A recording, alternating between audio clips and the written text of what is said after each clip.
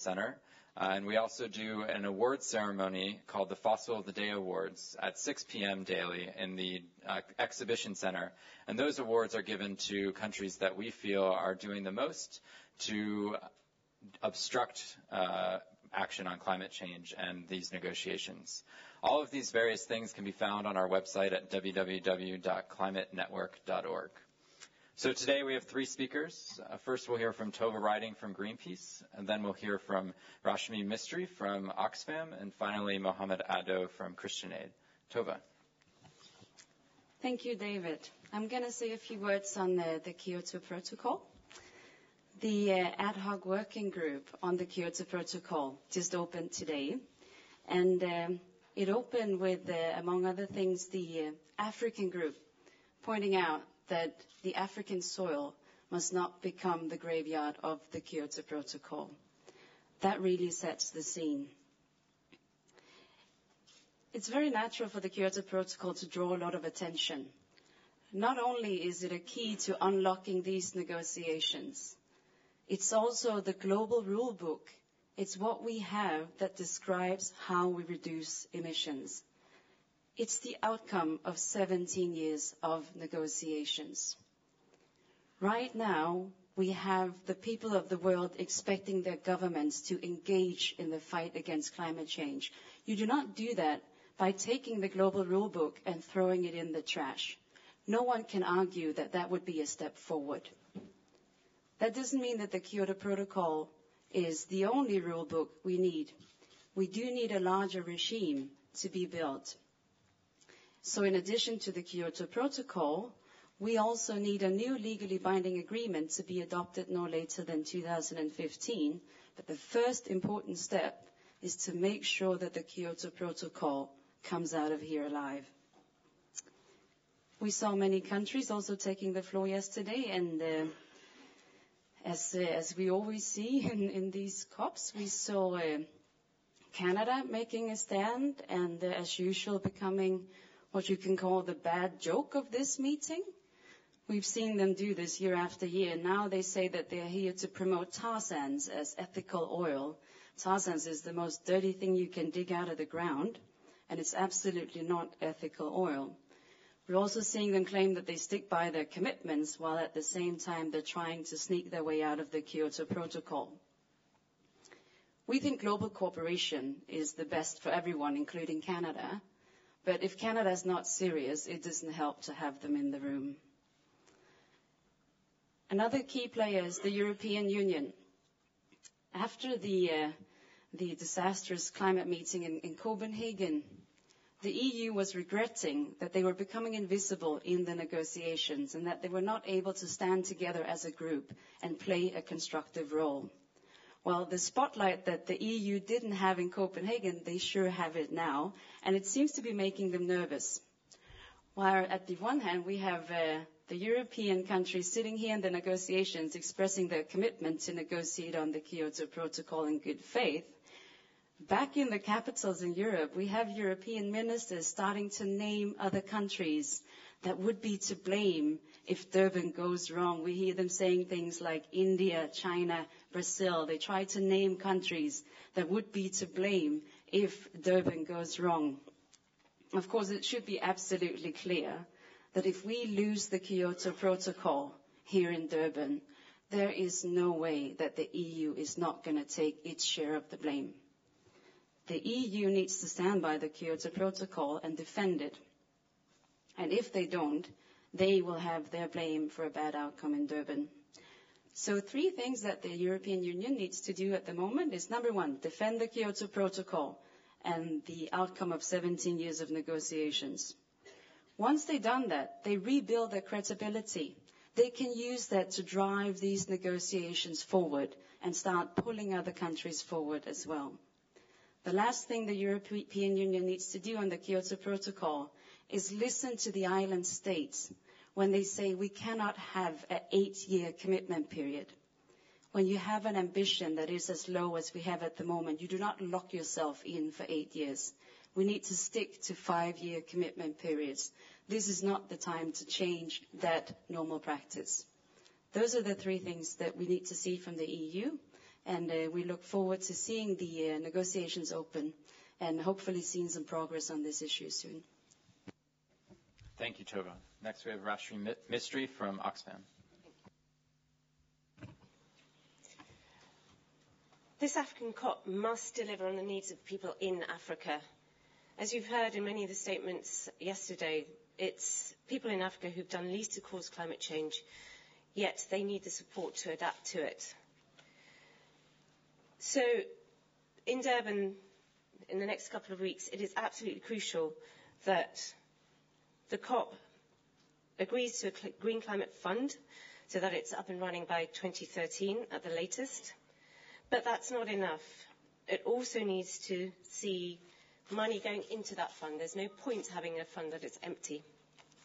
So this COP must see progress towards securing additional reliable sources of finance, the most promising of which are from bunkers. On the Green Climate Fund, you'll see a lot of talk on the fund itself and how it's managed and the design of it. We're really concerned that the US are trying to block consensus, specifically from the last Transitional Committee meeting. This could, certainly opening up recommendations on the table, could mean that a working governing instrument isn't delivered here.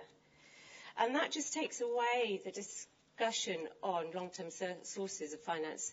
We need to ensure that countries are talking and committing to actually filling the fund now. Developed countries must start committing to delivering on the $100 billion that they agreed to a couple of years ago in Copenhagen. But this doesn't have to come from stretched government budgets. A deal is possible in Durban to generate millions from a fair carbon price on international shipping and aviation. Specifically on shipping, the International Maritime Organization needs a mandate from this COP to develop a scheme that sees a fair price on shipping, to significantly reduce emissions from the industry, that compensates developing countries for marginal increases in transport costs that they'll see, and that releases billions of dollars for the Green Climate Fund. Only today, NGOs and industry have released a joint industry statement calling for action on emissions from shipping. That also releases billions of dollars for the Green Climate Fund. We reckon that $25 price on carbon could leave up to $10 billion a year going into the Green Climate Fund. So COP17 must see some progress towards that and a deal that sees real money going into a fund to support African people to adapt. Thanks very much. Mohammed. Thank you so much. I guess I must begin by saying that in the opening statements that we've had yesterday and today, parties have only repeated what they've said in the past. A lot of them have regurgitated their old positions. And one thing we've learned from those statements is that the most pressing issues in these negotiations are the most politicized. In their opening statements, we've noted that there are things that they're united on, and there are things that they're divided on. The things that I think they're united on are what Tove had raised, which is the Kyoto Protocol. Majority of them actually say they need a legally binding second commitment period. But they also throw in some conditions which I'm going to come to speak on. And then they're also united on the need for an agreed outcome to implement the legally binding provisions of the convention. But again, there are things that they're divided on. The things that they're divided on are, one, the form of the legal outcome of these negotiations. They're divided on the content of the outcome. They're divided on the coverage, and we've had some parties saying that Kyoto only covers some countries and it doesn't cover others. And they're also divided on the compliance rules. So the parties themselves, in their statement, kept on coming back to these things. And the challenge for Durban is for these parties to be able to secure an ambitious second commitment period, like Tove said. We don't suddenly want Africa to be the burial place for Kyoto Protocol. But what we want is for Durban to be the birthplace for the second commitment period, but also the place where the world finds a way forward that they can all agree on. I want to use the analogy from the Holy Scriptures where Prophet Noah built the ark. We want parties to start helping build us an ark here, an ark that is going to be strong enough, an ark that is going to be strong enough to be able to overcome the challenges and the obstacles that are being thrown at the parties. An ark that will be based on the best architectural design. And the best architectural design is one that is fit for the job that needs to be done, and that is one that can be able to adapt to the realities that we're working under, but can be able to help us deliver, not just for now, but also to the changing conditions. We want this to be also consistent with the rule book. We don't want to throw away the rule books that we have. We want to actually help strengthen this rule book.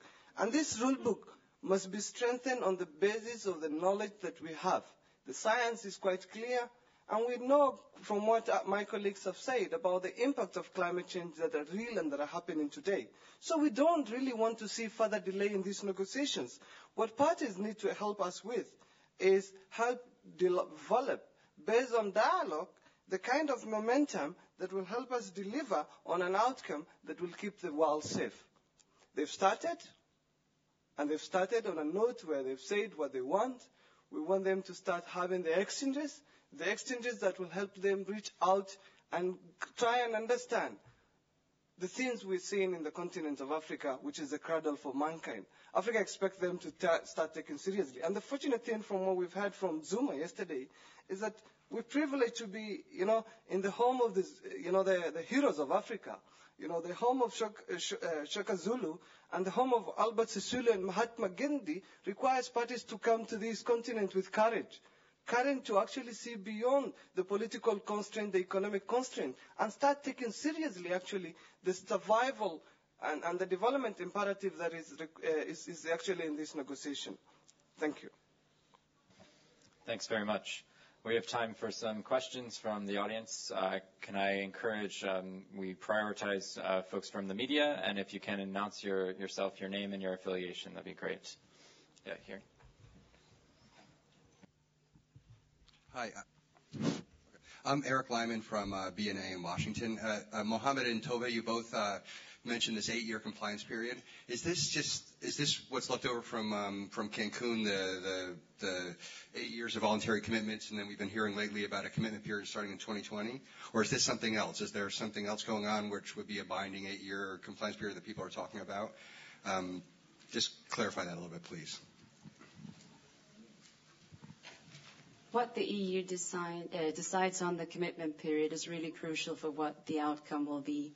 So basically, right now we have a 5-year commitment period. We need to decide if we get a second commitment period, how long will it be? If EU takes the position that it needs to be 5 years, many EU countries already are saying this, then not only will we be shaping the Kyoto Protocol, but basically the other agreement that will take shape is likely to follow that. So that'll make the difference about whether we have the entire regime up and running in 8 years or 5 years. But it's not a specific 8 or 5 years. It's just if it should be 8 or it should be 5. No, because the Kyoto Protocol expires at the end of 2012, we know when it will start. So you can just project it 5 or 8 years into the future. Next question here in the front.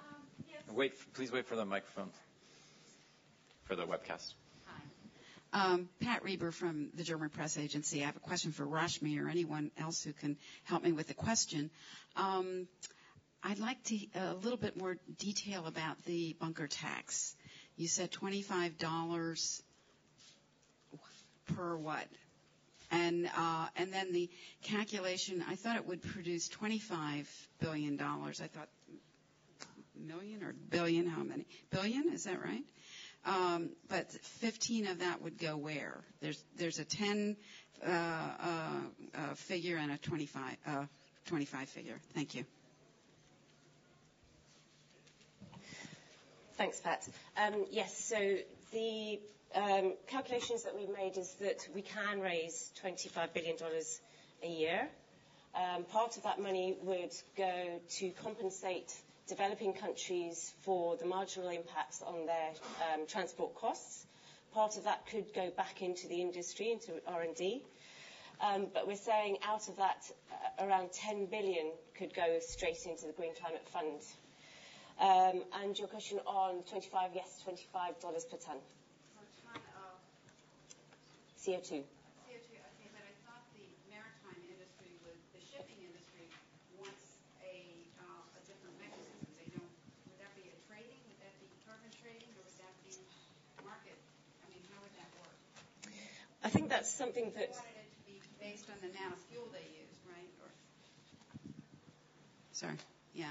So the analysis, the figures that I put forward are from an analysis that Oxfam and WWF have created, and they're in a proposal around a market-based mechanism based on that. What we're asking for here in Durban is that the International Maritime Organization is given the mandate to go and agree and create a system that works on three key principles: cutting emissions from the industry, ensuring that developing countries don't see an impact, and that significant amounts of money go into the Green Climate Fund. Great, thanks. Thank you. Next question here. Hi, Joydeep Gupta from India. Question for Tove. You actually said that Canada shouldn't be in the room if it continues to say what it has been saying. So are you suggesting that this principle should be taken to its logical conclusion, that if countries stop negotiations or prove very difficult, they shouldn't be in the room, and that the consensus principle should be given up? What's the logical conclusion of what you're saying? The first point I'm making is that the countries need to engage in good faith. So my recommendation to Canada is not to leave the room. It's to actually show global cooperation. We do see the government caring about this because they're trying to say, no, we are showing international cooperation. That's just not the truth. So the ultimatum to Canada is either you start engaging constructively. If you're only in the room to block progress, water down the rule, and cause a mess, then it's better for you to leave. So, and you can say de facto, we're hearing rumors that they're actually considering not only to leave the negotiations on the second commitment period, but leaving the Kyoto Protocol altogether. That's entirely unhelpful. What we want is for Canada to be helpful. Regarding the consensus rule, it's more complex with the Kyoto Protocol because you actually don't need consensus to get the second commitment period. What we can see here in Durban is a vote. Great, thanks, Tove. Question here. Hi, I'm Peter Fabricius from Independent Newspapers. What exactly is the US doing to block the Green Climate Fund? If you could elaborate, thanks. So in the last Transitional Committee meeting in Cape Town in October, a proposal was produced, and at the last minute the US said that they didn't disagree with it. And so what we're looking at here in Durban is the potential and the risk for that document and that text to be opened up. The US were a particular, as I said, it was the US and the Saudis that certainly blocked in the Transitional Committee meeting. And what we're asking is that they don't block consensus this time round. We need to see that the Green Climate Fund gets the go-ahead, and we need to see it operationalised by the end of next year. Great, thanks. Over there.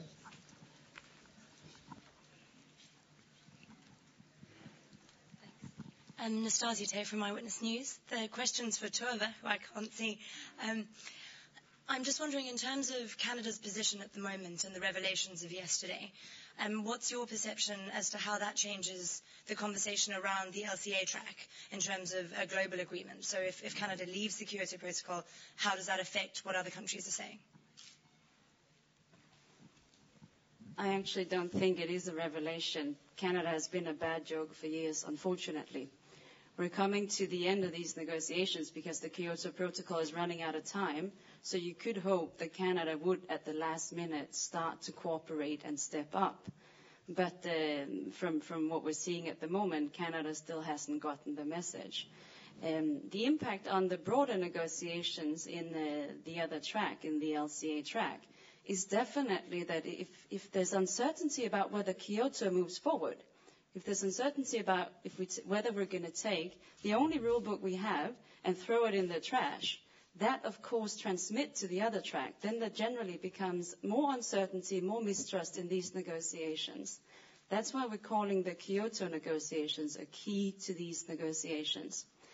That said, if Canada refuses to play ball at the end of the day, Canada cannot block the Kyoto track. We can still get a second commitment period, but it's not too late for Canada to start showing international cooperation.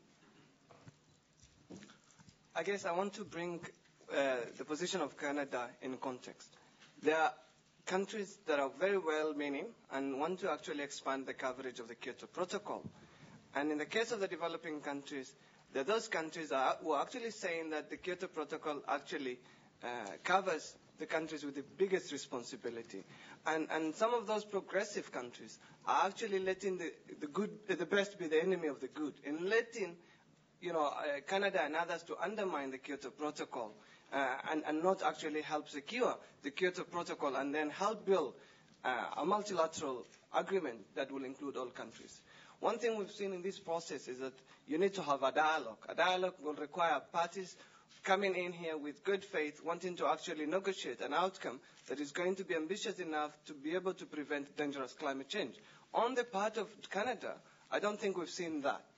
And if you ask, then you realize right from Copenhagen when they made a pledge and then downgraded their pledge in the name of wanting to align themselves with U.S., they've continued actually on a downward trend. And in the same period, they've also been actually demanding stronger commitment from developing countries. And this is actually the complexity with Canada, and to a smaller extent with Japan and Russia. Thanks. And I just want to say we do have a number of Canadian colleagues in the room in the back. Maybe, Hannah, if you can raise your hand. If anyone wants to get connected with Canadian colleagues, I'm sure she can help. She's from Climate Action Network Canada. Next question. Okay, again. It's a follow-up on the question from the Independent. Do you know what the objections are that the U.S. is raising? Because I've asked the question of Todd Stern, and he mentioned something about a late-night meeting, and it got too late, and nobody wanted to work through the night, and that's why they didn't sign off on it, because there were just a few details. Do you know specifically what the details are, what they're objecting to?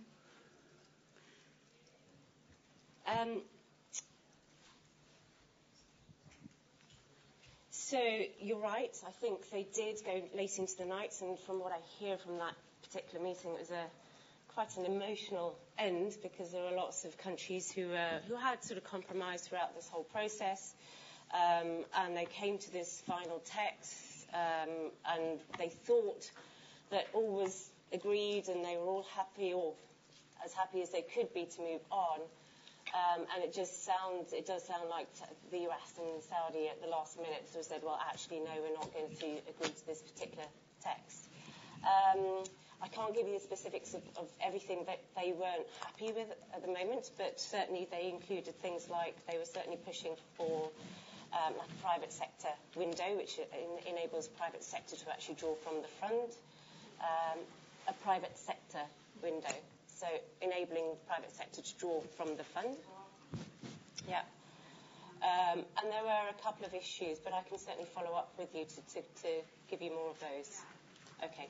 And I believe we have another colleague from ActionAid in the U.S. Who might be able to help you as well. We can connect you with as well. Final question here in the middle. Thanks. Andre Leroux, Media 24. If you can project forward to next Friday, what would you be telling us with respect to your expectations of the death or otherwise of Kyoto and of the Climate Fund? Thank you. Given the current state of affairs. I think what parties are doing is actually delaying the implementation of their commitments. But one thing we should always remember is that Kyoto does not come with an expiry date. It's just the first commitment period of Kyoto that ends. And so that legal treaty that we have will still be there. And at least for those countries that will mean well, we'll still be able to take commitments under the Kyoto Protocol. What we may need to be doing more is actually mitigating the risk that some bad countries are throwing at us and helping actually build unity among those countries that mean well so that we can be able to increase the prospect of a good outcome. We don't have a plan B, unfortunately, and so we have to exert pressure on the parties here so that we can be able to create a momentum for a good outcome that can actually help secure not just us, but also the future generations. On the expectations for Durban in general, I think one thing that's important to highlight is that what the governments are saying, even the best case scenario for Durban, is actually completely insufficient compared to the science. And we've been calling for fair, ambitious, and legally binding agreements since Copenhagen. That's because we need it. That's because that's what the science tells us that we need. So I think it's important that in all these negotiations, not to get sucked into discussions about who's the worst country in the world. I mean, if Durban fails, it means that a lot of countries have failed, and it means that we actually once again did not manage to get the governments to listen to the science and to the people who actually say, we see opinion polls saying that people want action on climate change. Do you expect Durban to fail? That's too early to say. There's definitely a chance here to take some important steps forward, but in terms of delivering what the science says we need, what I hear from the governments is that they actually didn't get the message there yet. So I don't expect that they'll get the job done in Durban, but they can do better or they can do worse. Thanks very much to our speakers. I would just say on behalf of Climate Action Network, we have quite a large number of our advocates here in Durban, and if we expected Durban to fail, I don't think we'd be here. So certainly we're going to be pushing as hard as we can push to make sure that Durban is a success on the pathway towards a comprehensive global agreement on climate change. And our expectation is that Durban can succeed if parties are willing to let it. So with that, we'll close today. Again, we'll be here tomorrow, again at 12:30, and look forward to speaking with you. And we're happy to connect folks in the hall for further questions.